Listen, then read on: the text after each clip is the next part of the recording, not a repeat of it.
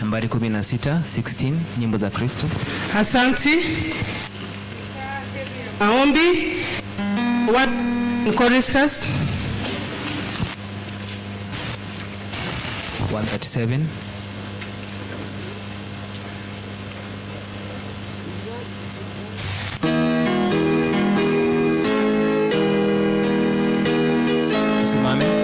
Simame sote.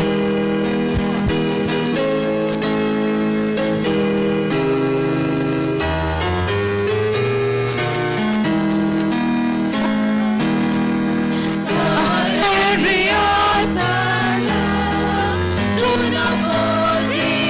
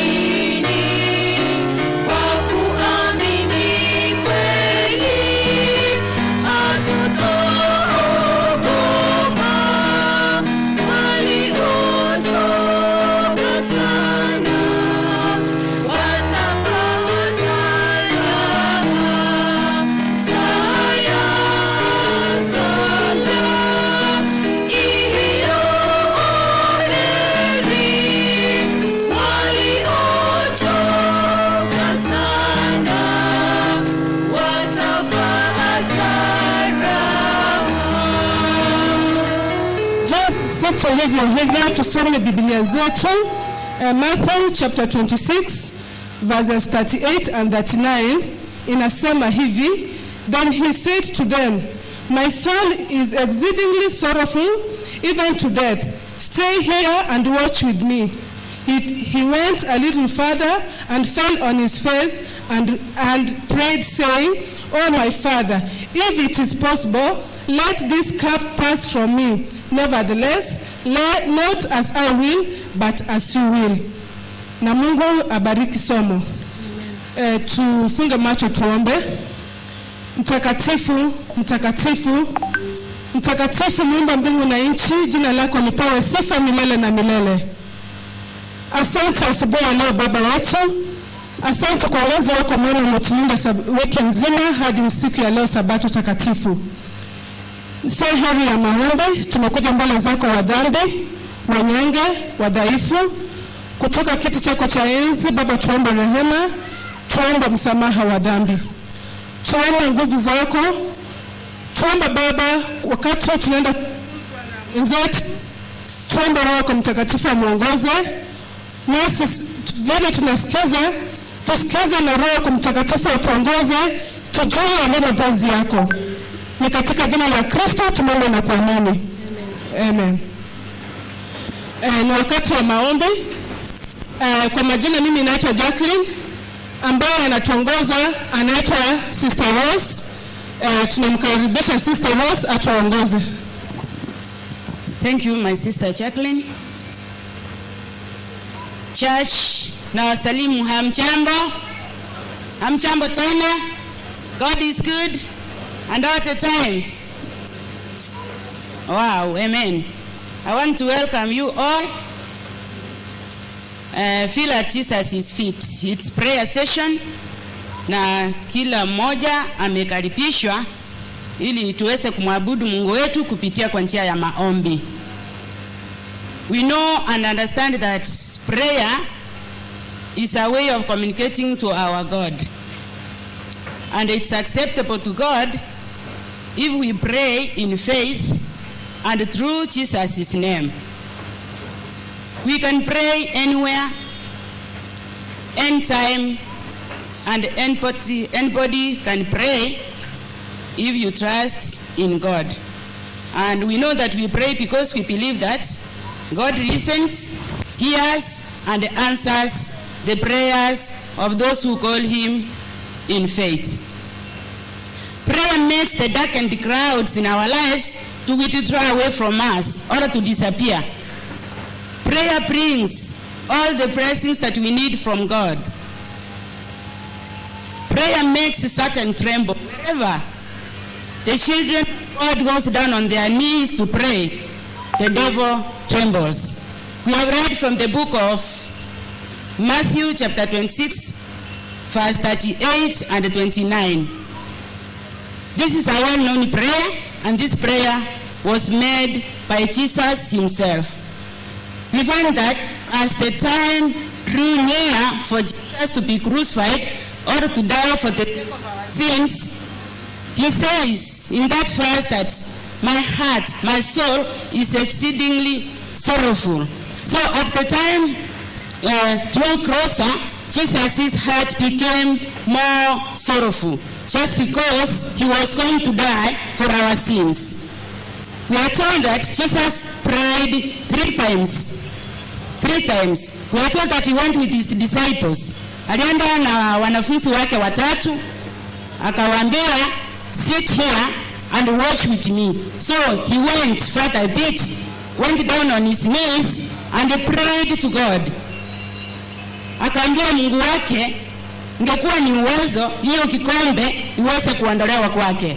But tunapata ya kwamba he prayed three times using the same words, making the same prayer, but that prayer was never answered because God wanted him to undergo torture and all the persecution that he underwent just for us to be saved if we trust in him and believe. So he had to undergo. So many times we can also pray. We pray and maybe our prayers may not be answered. God does not answer the way we want. He answers us the way he himself wants. And that's why when we pray, we are supposed to say, may your will be done, just as Jesus said, that not as I will, but according to thy will. But many times again when we pray, the devil hijacks our prayers, and there are prayers that the devil himself can answer. He hijacks them. He likes interrupting and disrupting prayers, using any arsenal that he finds, anything that he has. He at times uses our phones to disrupt and interrupt prayers just because he doesn't want God to do what? To hear us.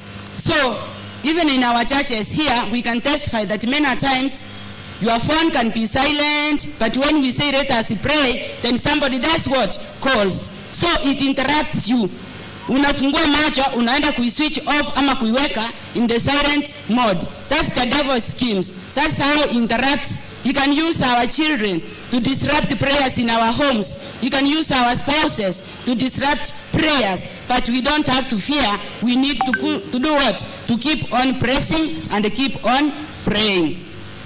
So my dear sisters, because of time I was told it's only 10 minutes. It's only 10 minutes. I could like us to pray. Kila mmoja wetu aweze kuchiombea. Tungame dhambi zetu. You know your life. You know what you do in private. So may we go down. May we close our eyes and pray that God may forgive us our sins. Silent prayer. Kila mmoja aweze kuchiombea kwa dakika moja.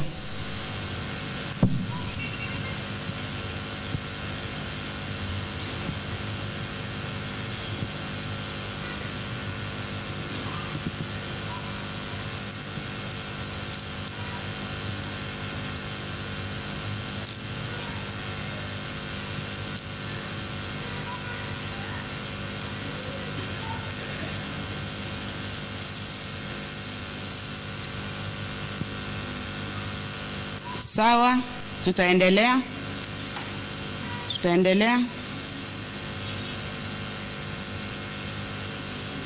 Ningependa tuombee wenzetu, tuombee watoto wetu, tuombee makanisa yetu.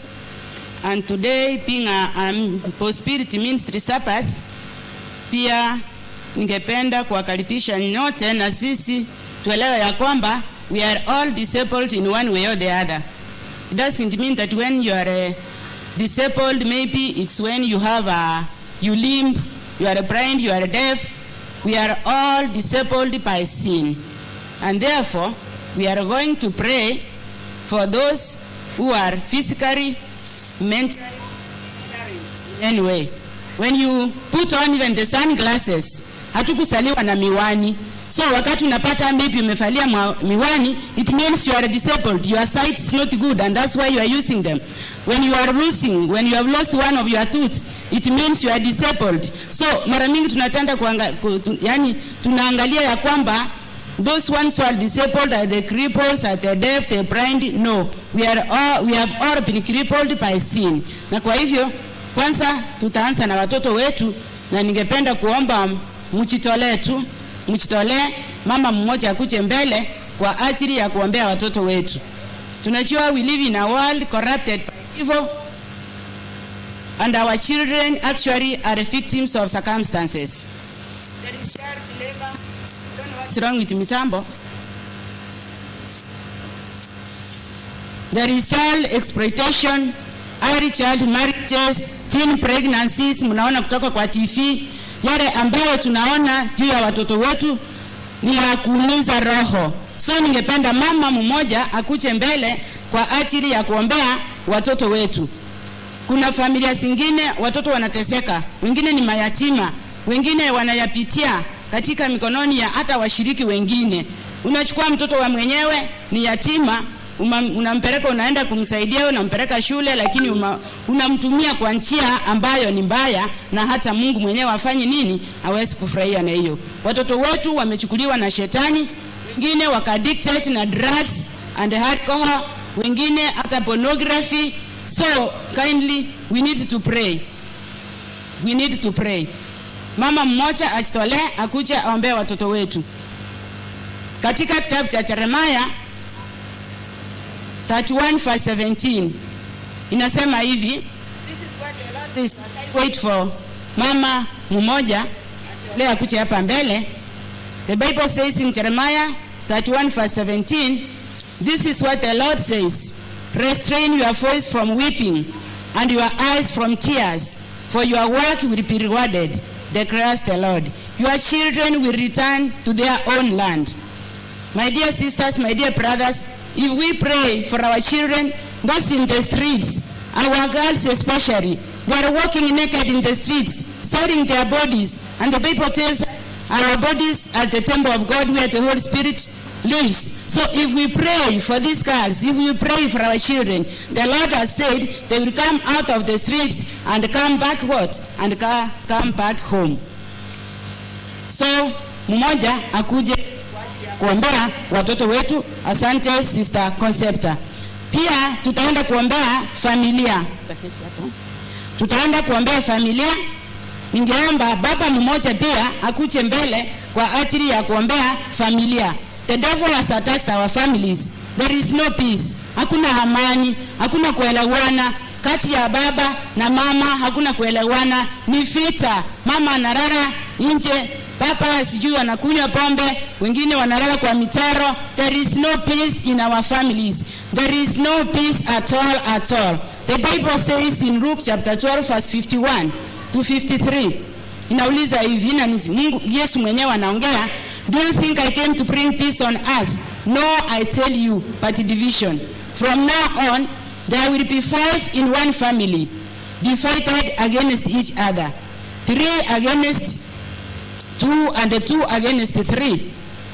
They will be divided, father against son and son against father, mother against daughter and daughter against mother, mother-in-law against daughter-in-law and daughter-in-law against mother-in-law. And actually that's what's going on in our families. There is no peace, there is no love, there is nothing in our families. So ningeomba mbaba mmoja akuje mbele kwa ajili ya kuombea familia zetu. Na hayo tumesikia ni maneno ya Yesu.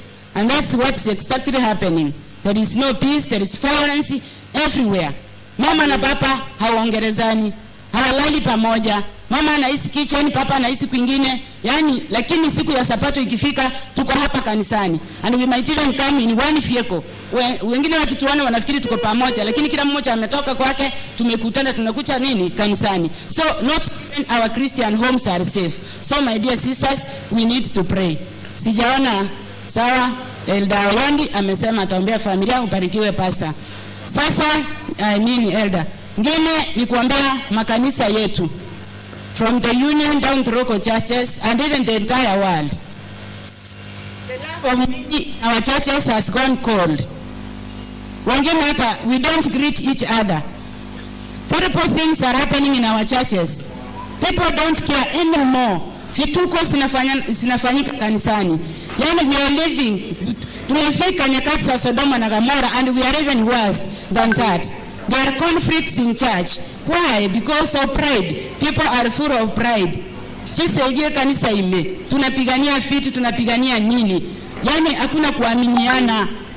Shida imeingia. The Bible says, James chapter 4:1, inauliza hivi, what causes quarrels and what causes fights amongst you?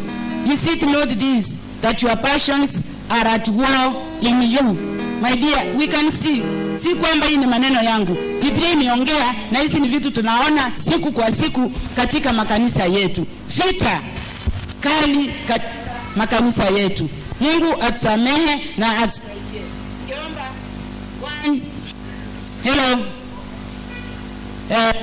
Kijana mmoja asitolee kwa ajili ya kuja kuombea makanisa yetu, na ufanye kwa haraka. Wajue na kuelewa ya kwamba they were created in God's image, and despite the fact that you are challenged in one way or the other, God still loves you. He created you in His own image. He has not forsaken you. He has not left. He has not abandoned you. He still loves you. So feel one of Jesus' children. Tukiangalia katika kitabu cha Exodus chapter 4 verse 10 inasema, "Pardon your servant, Lord. I have never been eloquent, neither in the past nor since you have spoken to your servant. I am slow of speech and tongue." Then the Lord said, this is Moses speaking. Moses is giving an excuse of not going to do the Lord's work because he didn't know how to speak. His speech was not eloquent.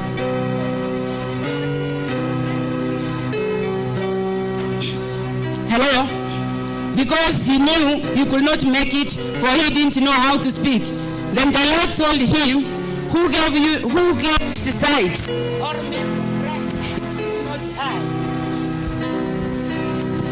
hello? When mitambo, I don't know what's happening, but that's the devil disrupting, as we says, he says any arsenal that he has to disrupt prayers, but may he be defeated in the mighty name of Jesus. So it's God who lets it happen the way it is. So usiulize mbona wewe, God loves you and he has a reason for the way you are. So we have seen God called Moses to do his work, but here Moses is giving an excuse that he cannot make it because he is not able to speak eloquently. This is an amazing passage, by the way.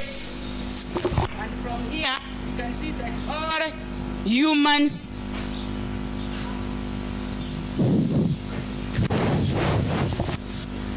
has a plan, every one of a good plan. So I like one from the disability department to come forward. Sister Rachel, I can see you. Kindly come forward and pray for the physically challenged, the mentally challenged, the sick, and all of us, because sin has disabled us. Sin has disabled us, and actually we need to pray that God may forgive us and even use our challenges for the sake of his glory. And therefore we find that disability is not inability. So usijidarau we mwenyewe, jua Mungu anakupenda na Mungu atakutumia njia ile yoyote jinsi vile aliweza kutumia Moses, hata kama hakuwa anajua kuongea vizuri. God has not called the equipped so much as he equips the ones he has called.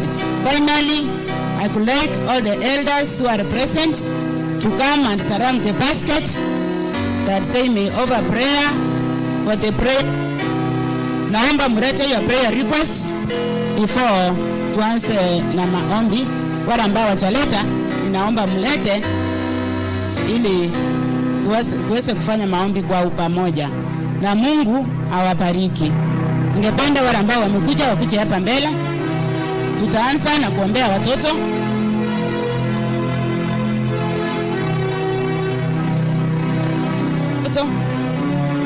Alafu makanisa, mwenye alikuwa kuombea kanisa. Then from there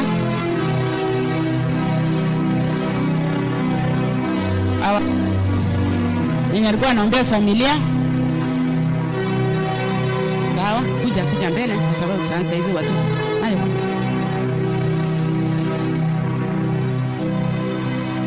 So tutaanza maombi na ninaomba kila mmoja wetu achiweke miguuni pa Mungu. Tunyenyekee. Na simu zetu vile tumesoma ya kwamba the devil usually uses our phones to disrupt prayers. Kindly put your phone in silent mode or switch it off for the time being. May God bless you. Na tuombe. Baba Mwenyezi Mungu, ni asante tena, tunakushukuru kwa maana umetupatia uhai na umetulinda usiku kucha na tumeona asubuhi ya leo. Baba, tuko hai kwa sababu ya mapenzi yako, unatulinda na unatuongoza. Baba, kumbuka pia wengi walio na mahitaji mbalimbali, tuyalete mikononi mwako Baba Mwenyezi Mungu. Ukikemea nguvu za giza na mapenzi wetu katika familia zetu, katika biashara zetu, katika mashule zetu, na zaidi ya yote katika kanisa letu, tukikwa kuja uweze kukaa katika nyumba zetu na katika kila pahali tunapokaa. Mungu Mwenyezi, Baba, tuwaomba zaidi uweze kutusamea makosa yetu, sababu sisi kama binadamu tumetembea mbali na Baba. Tumeleta watoto mikononi mwako Baba, ambao umetupatia kama wazazi. Mungu, unawajua watoto, unawaelewa na unawafahamu vizuri kuliko sisi Baba. Wana wengine tumewatuma shuleni ili waweze kusoma, lakini kule kuna changamoto nyingi ambazo zimekuja katika wakati huu Baba. Kuna unywaji wa pombe, vileo mbalimbali ambavyo vinasumbua watoto wetu. Inabidi ya kwamba hawawezi kuconcentrate katika masomo yao. Mungu wetu, tunakuomba na tunakusii uweze kuingia kati, uweze kutembea katika akili ya hao watoto wetu, ili uweze kuwa mwongozo mwema katika maisha yao. Zaidi yote tuwaombea hata walimu ambao wanafunza hao watoto wetu, uweze kuwapa ambayo inatoka kwako. Tunajua kwamba kupitia walimu Baba wataweza kupata mwongozo mzuri. Baba, saidia wote, hata wale ambao wamekata tamaa, wengine wanajitoa uhai, wengine wamejirusha kwenye streets ambavyo wanaingia kwa madawa ya kulewa, na wengine katika hali ya ukahaba. Baba, tunakuomba uweze kuingilia kati, usaidia hawa watoto wetu Baba, hata wazazi ambao wanadhoofika kwa sababu ya utovu wa tabia ya hawa wana wetu. Mungu wetu, tunakusii na tunakuomba kwa hiari uweze kuingilia katikati yetu. Ona hata hiki kikapu kimeletwa hapa, kuna wale watoto ambao wamesukua wasumbufu kwa wazazi. Baba, uweze kusoma ili uweze kusaidia wana wetu. Mungu wetu, kwa uwezo wetu hatutaweza, bali tunaomba nguvu za Roho Mtakatifu ziweze kuingia katika kila familia, kwa kila mtoto, na wale ambao wanapitia changamoto kama hizi, ambazo wengine hata wameshindwa kuacha unywaji pombe na uvutaji sigara na vileo vingine. Baba, tuwakusii uweze kuingia kati, ukaweze kuwasaidia. Na at the end of the day we shall praise you and honor thee. Thank you Lord for everything, for we pray and believe that through you all things are possible. In the mighty name of our Lord Jesus Christ we believe. Amen. Our Father and our God who dwells above, we humble ourselves before thy God with thanksgiving in our hearts for what you have done in our lives. Father, we pray for your mercies. Great sinners we are, we beseech your mercies this morning. May you forgive us, may you cleanse us all our iniquities, O God. For we know that you are the one who forgives sins. In the book of 1 John 1:7-8, it says, O God, if we say we have no sin, we deceive ourselves and the truth is not in us. But if we confess our sins, you're faithful and just, and you will forgive us our sins, O God. Now this morning I pray for our churches, O God, direct from the union, O God, all the stakeholders, my Father. May you give them strength, may you be with them, may you give them peace, O God, with him, and may you take care of him, O God. I pray, O God, for church elders, oh God, and all the people who serve you, may you give them strength. Washirika pia na waleta mikononi mwako Mfalme, ukaweze kuwainua katika kila njia Mfalme. Uzembe ambao upo baina ya washirika wako, tunaomba ukaweze kuwaondolea, ukaweze kuwatia nguvu, maana nyakati tupo na tunahitaji mkono Mfalme. Ukaweze kutupa nguvu to overcome the that we are facing, oh God, and it in the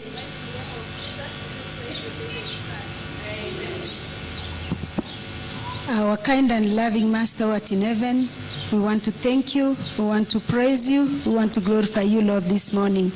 Thank you, Lord, for this Sabbath that we have never seen in our life, and thank you, Lord, for your presence, because it is you who has brought us this far. This morning, we thank you, Lord, for what we have learned through prayer. Indeed, it's a way of communicating with a friend. Thank you, Lord, because you are our friend, you are our Father.